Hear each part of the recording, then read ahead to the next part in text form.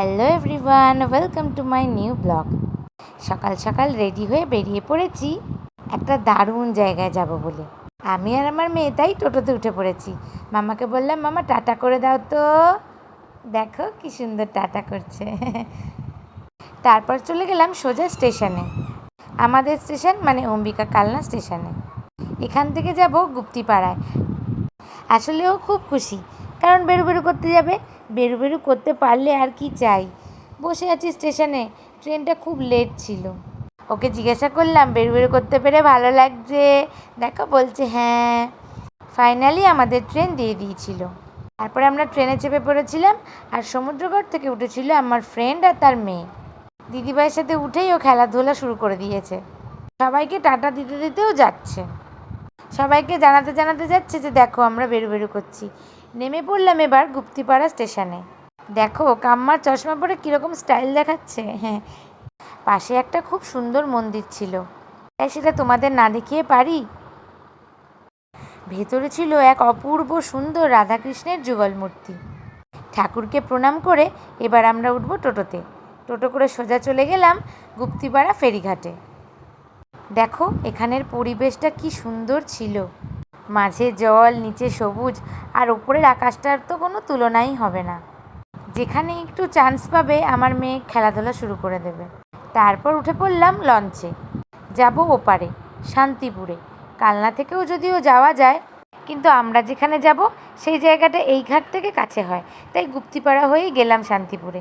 আমরা সবাই মিলে লঞ্চে খুব মজা করতে করতে যাচ্ছিলাম। আসলে ওয়েদারটা এতটাই ভালো ছিল, দারুণ হাওয়া দিচ্ছিল, তাই বেশ একটা গরমও লাগছিল না। আর এই জলের সাথে মেঘের যে কম্বিনেশনটা, সেটা ক্যামেরায় থেকে যতটা না ভালো লাগছে, সামনে থেকে আরও দারুণ লাগছিল। আর এই আমার পচা মেয়ে খালি 100 বার জুতোটাকে খুলে দেবে। আসলে বাড়িতে তো জুতো পরে থাকে না, তাই বাইরে বেরোলে ওর একটু অস্বস্তি শুরু হয়ে যায়। তো আমরা ফাইনালি পৌঁছে গেলাম তরঙ্গিনী রিসর্টে।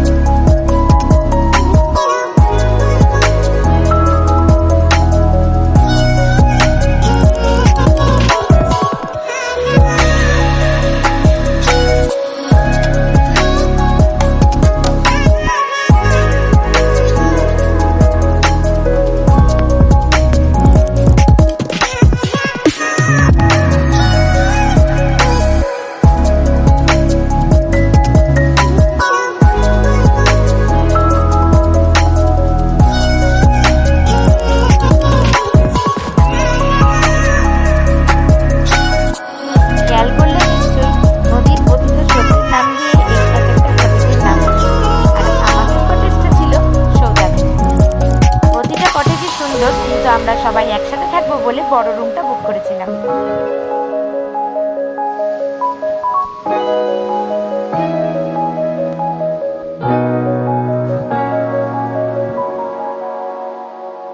জায়গাটা প্রথমে এসেই ভালো করে ঘুরে দেখলাম, আর তোমাদের সাথেও শেয়ার করলাম। খুব সকালে যেহেতু বেরিয়েছিলাম, তাই বাড়ি থেকে কিছুই খেয়ে আসা হয়নি, তাই এসে একটু স্ন্যাক্স নিয়ে নিয়েছিলাম। আর তার সাথে আমাদের রিসর্টের তরফ থেকে দিয়ে দিয়েছিল ওয়েলকাম ড্রিঙ্কস। আমরা নিয়েছিলাম 2টো গ্রিল চিকেন বার্গার আর একটা ক্রিসপি চিকেন বার্গার। আর এই ছিল আমাদের ওয়েলকাম ড্রিঙ্কস। খাবারগুলো তো ভালোই এনজয় করেছিলাম।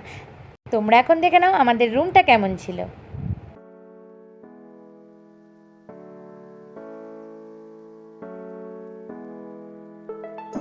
রুম থেকে যে ভিউটা ছিল সেটা নিয়ে তো কোনো কথাই হবে না, কি বলো?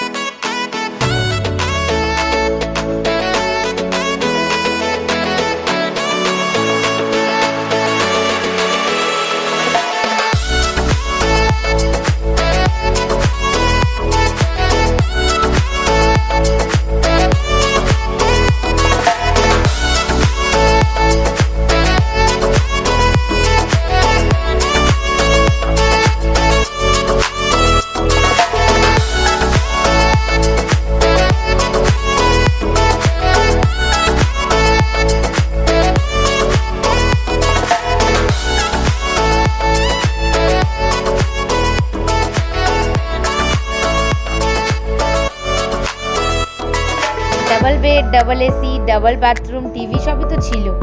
তার সাথে এক্সট্রা যেটা পেয়েছিলাম আমরা, আর সেটা হলো সোফা কাম বেড, যেটা আমার বর সেট করছিল। বাচ্চাদের খেলাধুলার জন্য তো ওটা খুবই ভালো ছিল। আমার মেয়ে দেখো এখানে এসে কতটা হ্যাপি হয়েছে।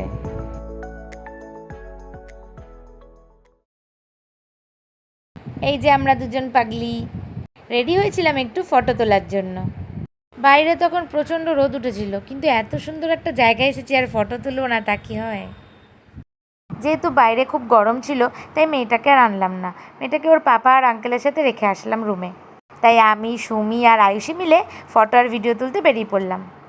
কটেজগুলোর নামগুলো খুবই সুন্দর: কল্লোলিনী, স্রোতস্বিনী, তটিনী, প্রবাহিনী, সৌদামিনী, কাদম্বিনী। কিন্তু এটা একদমই গঙ্গার পাড়ে একটা রিসর্ট, তাই প্রতিটা ঢেউয়ের নাম অনুসারে এক একটা কটেজের নামকরণ হয়েছে। চারপাশের পরিবেশটা এতটাই সুন্দর যে এত গরম থাকা সত্ত্বেও প্রতিটা কোণা আমি এর এনজয় করেছি, আর তোমাদের সাথেও শেয়ার করলাম সেগুলো। স্পেশালি এই জায়গাটা আমার খুব ভালো লেগেছে। এই জায়গাটা যারা যারা দেখবে নিশ্চয়ই তাদের খুবই ভালো লাগবে, তাই এখানে কি করে আসতে হবে তোমাদের একটু বলে দিই। শান্তিপুর জায়গাটা আশা করি সবাই টুকটাক চেনে। শান্তিপুরে এসে সোজা চলে আসবে শান্তিপুর ফেরিঘাটে।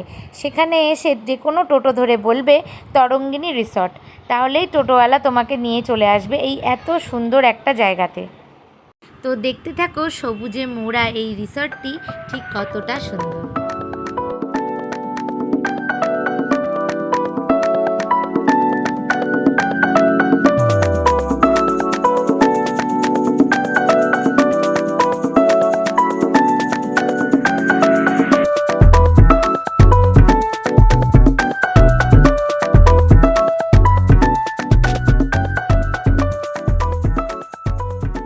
অনেক ফটো ভিডিও তোলার পরে চলে এলো লাঞ্চ টাইম। তো এদেরই ইনহাউস রেস্টুরেন্টে চলে গেছিলাম লাঞ্চ করতে। রেস্টুরেন্টের ভিতর থেকেও বাইরের ভিউটা অসাধারণ ছিল। এসেই আগে মেয়েকে বসিয়ে দিয়েছি চেয়ারে। পেকম হঠাৎ করে বাইরে এসে এত লোকজন দেখে অবাক হয়ে গেছিল। এত সুন্দর একটা ভিউ এনজয় করতে করতে যে লাঞ্চ করতে হবে এটা ভেবেই খুব ভালো লাগছিল। আকাশে শরতের ভেজা তুলোর মতো মেঘ, পাশে গঙ্গা নদী, চারিদিকে সবুজ দিয়ে ঘেরা। এক টুকরো শান্তির জন্য আর কি চাই। এখানে আসলে তোমাদের সবার মনে হবে যেন পরিবেশের মধ্যে নিজেকে বিলিয়ে দিয়েছ। বাইরের এই এত সুন্দর ভিউটা এনজয় করতে করতে আমরা ওয়েট করছিলাম আমাদের লাঞ্চের। আর ওদিকে আমার মেয়ে তার ছোট্ট ছোট্ট পায়ে হেঁটে সবটা নিজের মতো এনজয় করছে। ফাইনালি চলে এসেছে আমাদের লাঞ্চ। আমরা লাঞ্চে নিয়েছিলাম 2টো চিকেন থালি আর 2টো ফিশ থালি। থালিতে অনেক কিছুই ছিল দেখতে পাচ্ছ। সত্যি বলতে রান্নাগুলোও ছিল অসাধারণ আর একেবারে ঘরোয়া। তারপর লাঞ্চ শেষ করে মেয়েদের নিয়ে চলে গেলাম একটু পার্কের দিকে।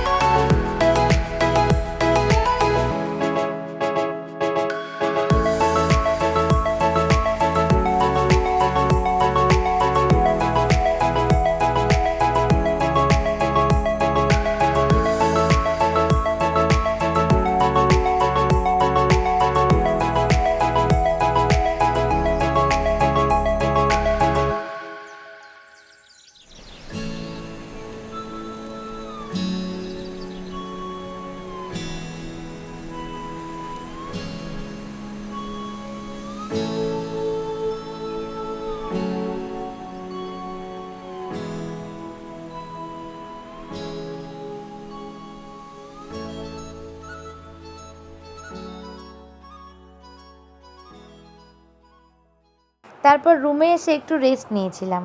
সন্ধে হতেই প্রথমেই দেখলাম বাইরের ভিউটা। গঙ্গার পাড়ে আস্তে আস্তে সন্ধে নামছে। বাইরে তখন কিছুজন নিজের মতো সন্ধেটা এনজয় করছে।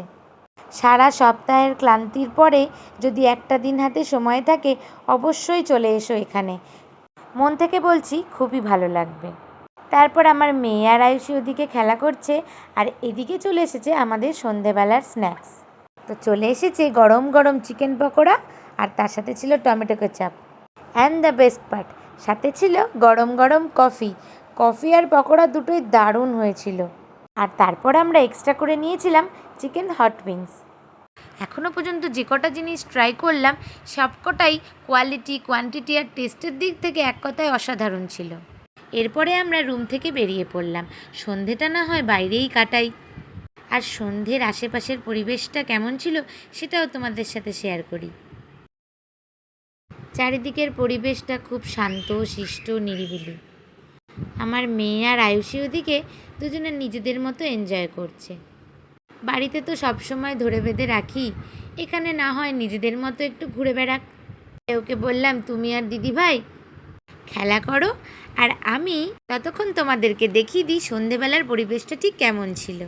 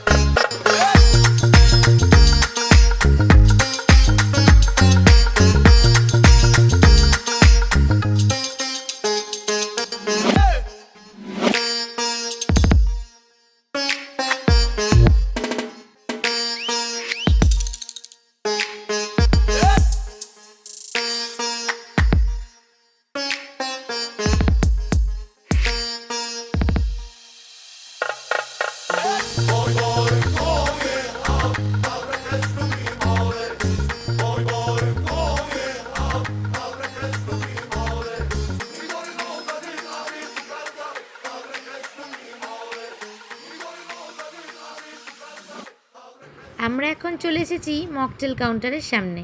ওর দিদিভাই মানে আয়ুষী একটা চকলেট মিল্কশেক নিয়েছিল, সেটা দেখে দেখো আমার মেয়েও খাবে জেদ ধরেছে।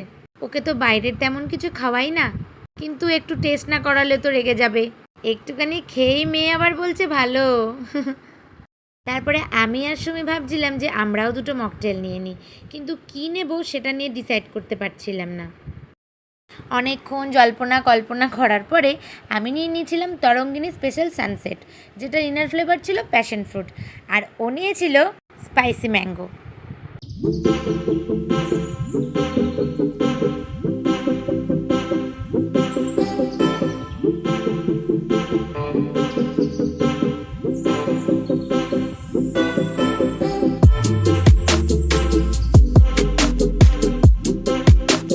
দেন আমরা চলে আসলাম রুমে। মকটেলসের সাথে ছিল তন্দুরি চিকেন।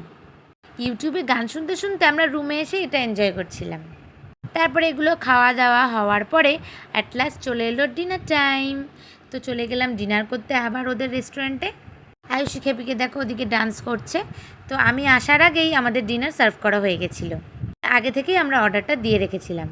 ডিনারে ছিল mixed fried rice, chilli chicken, chicken Manchurian, রুটি, চিকেন কষা, আর ওদের তরফ থেকে এখানে স্পেশাল মিষ্টি নিকুতি। তারপর আমরা চটপট ডিনার সেরে ঘুমিয়ে পড়লাম।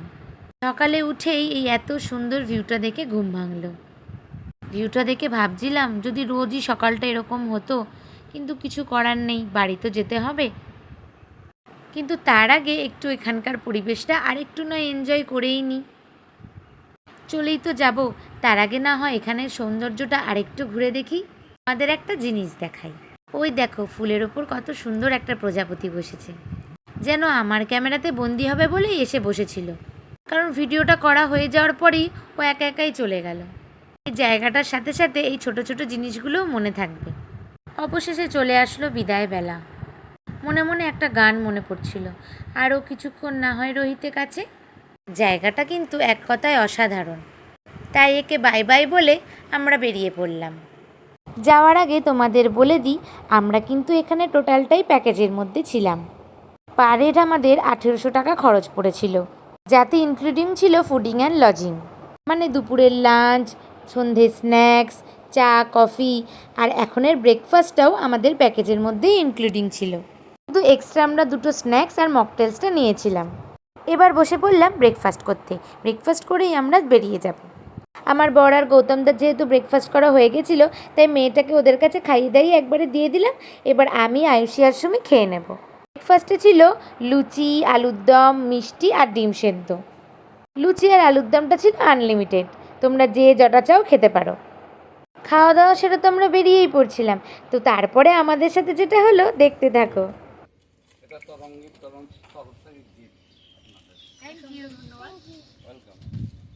খুবই ভালো লেগেছে অবশ্যই, সার্ভিস ফুড খুবই ভালো ছিল।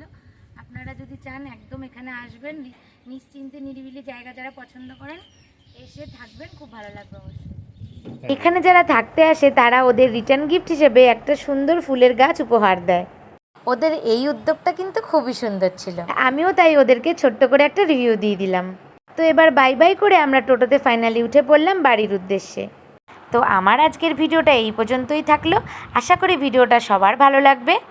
তো সবশেষে একটাই কথা বলবো, ব্যস্ত জীবনের ফাঁকে যদি একটু টাইম থাকে অবশ্যই এখানে এসে একবার ঘুরে যেও। সো বাই বাই, ভালো থেকো সবাই।